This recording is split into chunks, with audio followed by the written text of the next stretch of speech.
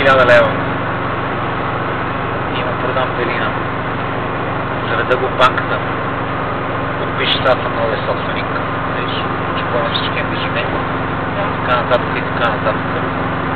И е достатъчно 6-7 месеца да съм на тихо и кротко, за да нямам претенции към мене после.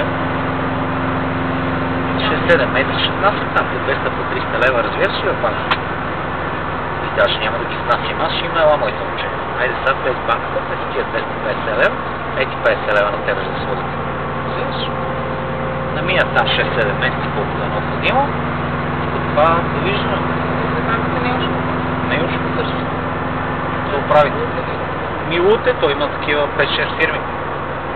С разположение с всичко. Разбираш?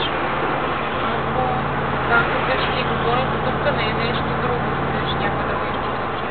Да, бе, човек, съгласен с теб, аз подобен. Кой не бих сигурно бил. Но ето, че момчето, тук нямаш ли една камера под тебе? Не. Как не? Защо не си още една имаш?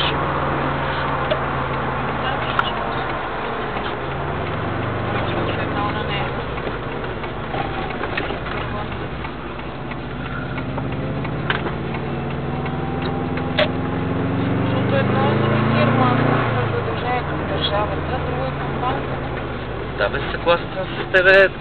И двамата сме наясно. Оня явно не му дремеше от сминко, това си говорят, но и той вика... Точно също разправи, вика, да, ма те банката вика си гони до дупка, вика държавата, я гони, я не гони. Викам, да, бе, човек, се искали момчето колко пари.